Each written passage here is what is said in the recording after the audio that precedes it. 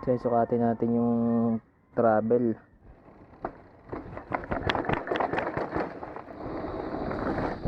Woo! So first time ko itong na bottom out. Nung una kasi hindi ko naman ito na bottom out eh. Testingin natin si Asterix Strike sa ahonan ng naka dual crown. Let's go. Nakapababa saddle ko. Ayan. Uy, lalim ng rats dito. Medyo umaangat. Yung gear na ginawa ko dito 1146. Mukhang bagay na may 1146.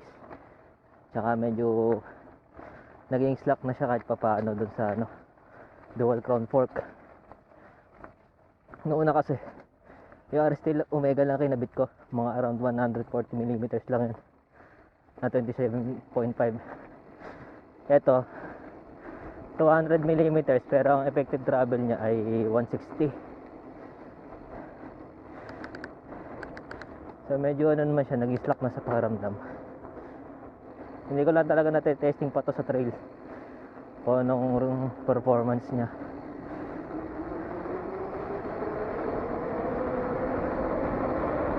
Dito nagdala akong pamihid, mga bata.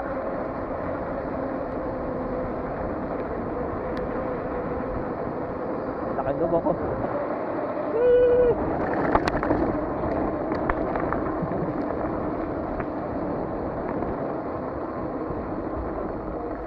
Sarap pa, para wala akong dalang dinaan ng lubok ah. Palagay ko putik dito. Putik nga. Yung geometry niya parang enduro, yung formahan niya pan downhill. Medyo malambot yung nagawa kong hangin. Pero okay lang. Yung mas mahirap ito yung harap eh. Ano siya eh, hindi siya ganun ka-responsive sa small bumps. Yun siguro sakit talaga ng budget fork. Mahirap yan. Tumingala lalo yung bike. Palagay ko saddle tilt ko. Kailangan kong iyoko na konti. Naging slack na eh. Iba na siya kumpara dun sa sa hindi pa naka dual crown. Ito yung drop na ginagamit ko nun eh, yung sa nagtest ako ng Canon. Ngayon bala ko rin ulit subukan. Naging madamo nga lang. Ramdam ko bumigat din yung bike. Hirap lang sa dual crown. Pagka liliko ka ng maliit, ang hirap.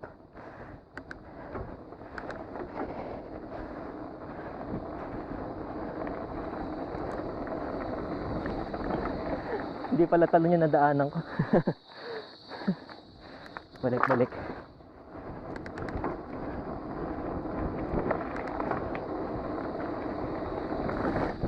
Woo! Ang lambot. Alakalampag. Gaano kaya kataas yun? Mababa lang eh. Saan ako bumagsak? Rito. Mababa lang eh. Hindi naman nag bottom out. Suspecha ko lang masyadong malambot yung shock ko sa likod. Nagpe-pedal bob din ako eh.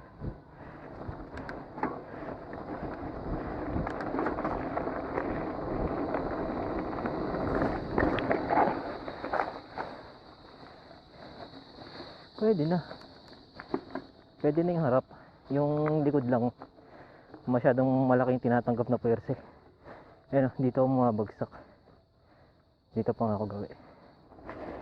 Ang baba ng sag ko eh, parang 40% lang sa likod.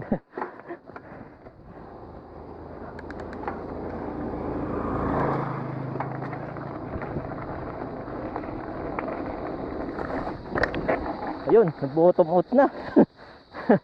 Malambot talaga. Sa harap hindi, ayos lang.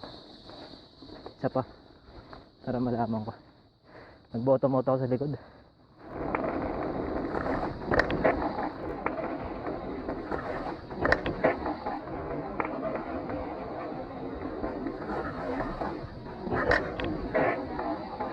masyadong malambot. Sumagad pumalatok. Pero swabe ng bagsak niya, ang ganda.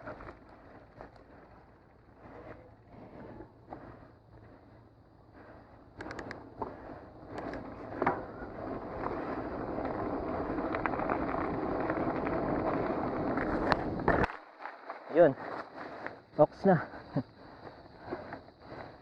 One more time.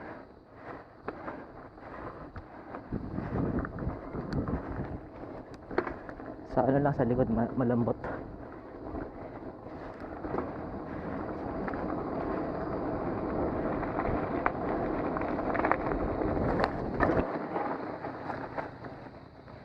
Yan, check natin siya sa bahay.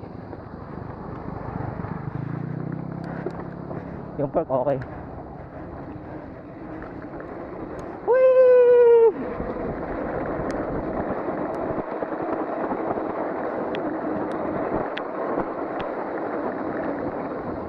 Problema ko lang, prenong hina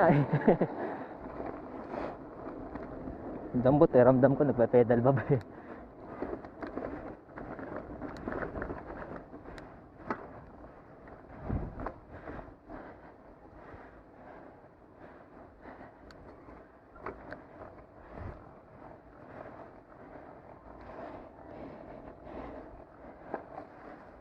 Mukha natin ulit dito.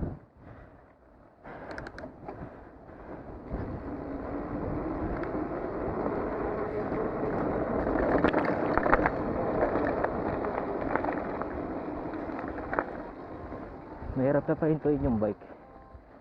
Ano siya mataas yung center of gravity niya. Tsaka yung preno ko maliit yung rotors. Pag ginawa ko siguro 200 baka sakali mas mabilis mapahinto. Hindi mo kasi pwedeng diinan kailangan lakayan yung rotor para kahit dampi man siya madali siyang hihinto. Hamon din mag-ahon nito. Ang gear ko 40 34-40. Ito 36. Yung compression niya pala niya fully open. Ang hangin nito tanda ko yan 60, 90, tsaka 60. Yung 90, 60 dun sa sa rear shock. Sa main chamber 90. Dun sa sa piggyback 60. Palagi ko kailangan ko magdagdag ng tig 10 sa sa rear shock. Pero sa harap okay na. Hindi naman nag-bottom up kaya ayos na. Makunat. Medyo makunat iahon.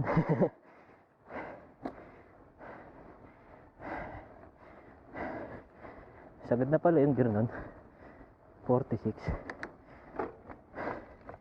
Sagawa kasi pag 1150. Hindi bagay sa bike na to. Dapat nga 36 lang.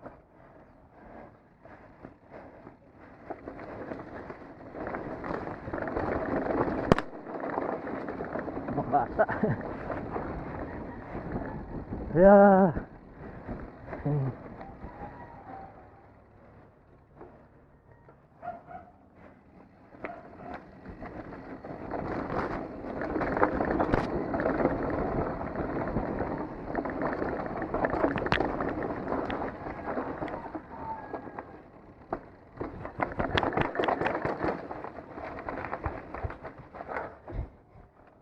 Ayan, mataas na saddle.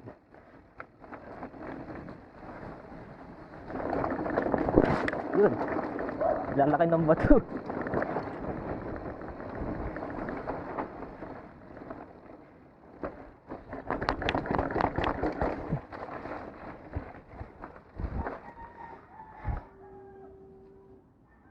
So, sukatin natin yung travel.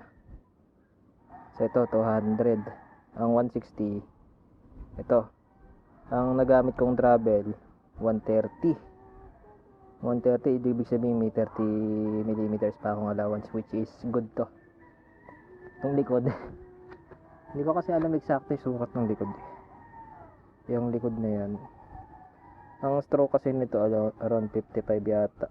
So, ibig sabihin kung 55. Nag-bottom out na ako. Ito 55 eh.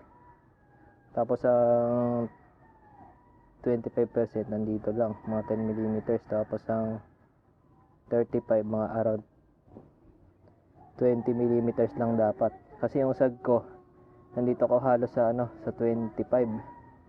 Which is nga talaga. Kulang ako sa hangin. Kailangan kasi ang sag ko maglaro lang hanggang dito sa part na to. Sa shock kasi meron pala tandaan ko hanggang saan yung sag. So lumalabas na kulang ako sa sa sag. Bali magdadagdag dito sa main chamber ng mga 10 PSA siguro or 5. Pero mas maganda siguro 10 para sigurado hindi mag-bottom out.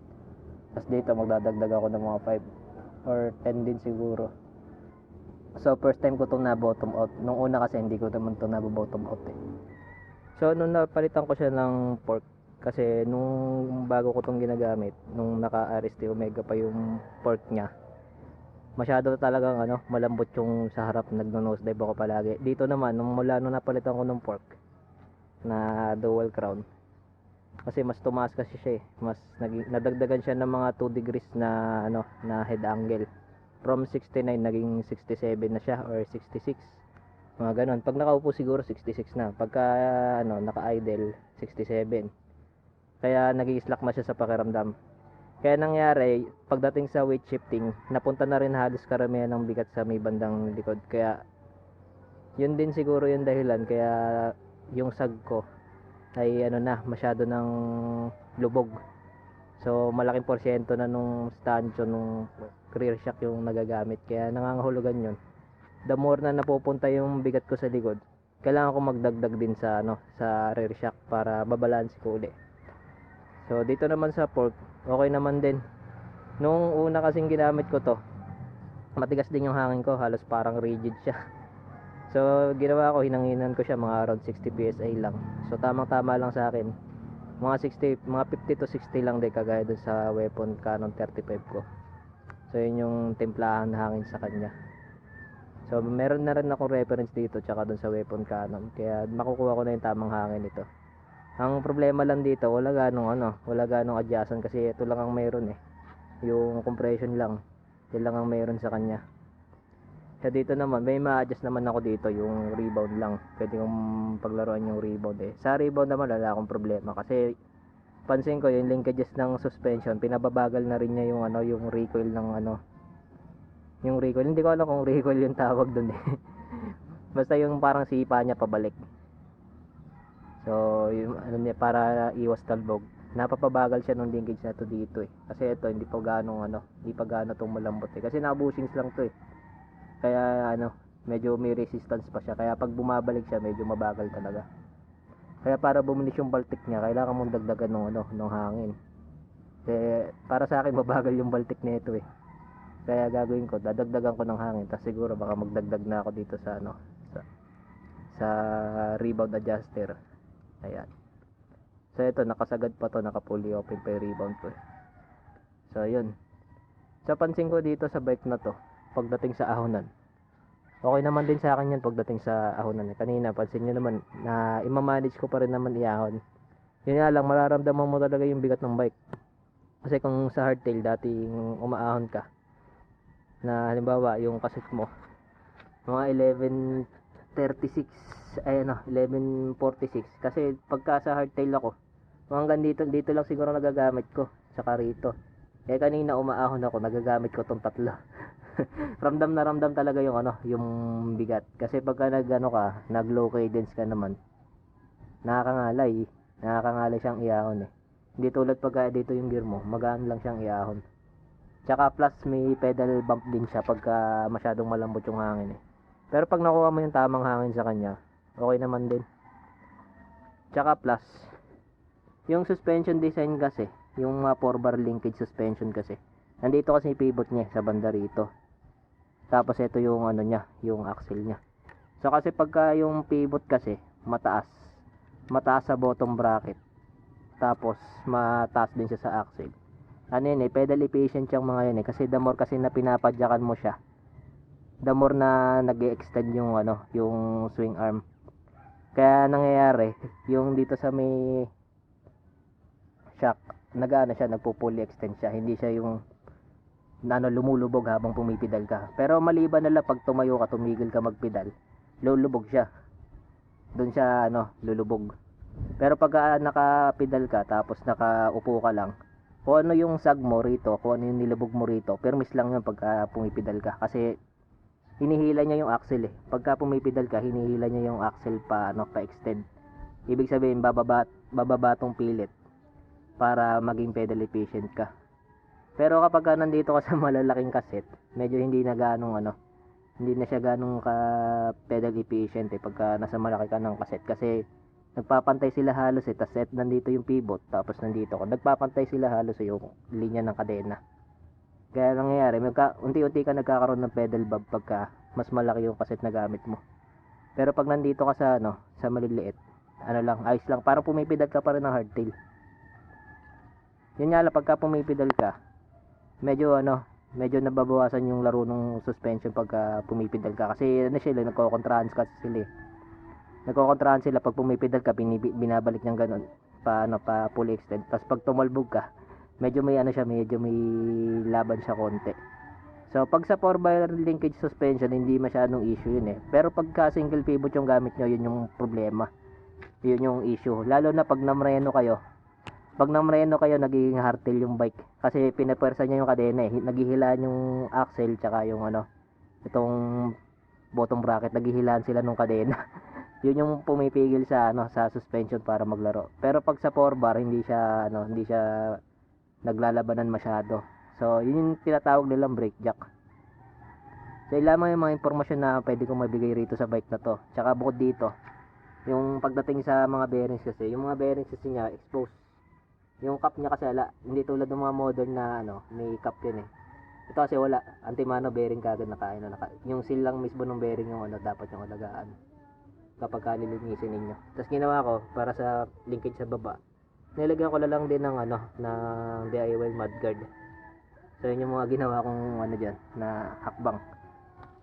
So yun lang, hamon lang din maglinis, tapos plus mabigat yung bike. Yung frame pa lang kasi around 5 kilos. So yun, para sa akin okay naman din para sa budget full suspension bike na pwedeng pang enduro, down durog, pwede na rin basta pang trailer edge lang. Kasi budget fork lang yung nakakabit eh. Kung nakapak siguro to, o kaya naka-aristita, o kaya RockShox Boxer, talagang pwede na itong pang freeride. So yan, para sa akin, enjoy naman ako sa bike na to. Saka rideable naman siya dun sa mga klase ng rides na ginagawa ko. So yun lamang mga kabudol lang masishare ko rito sa frame na ito. So update ko kayo sa panapanahon sa balita sa bike na to, tsaka dun sa ride quality experience ko sa bike na to. Muli, this is Budol Rider. Hanggang sa susunod na budulan.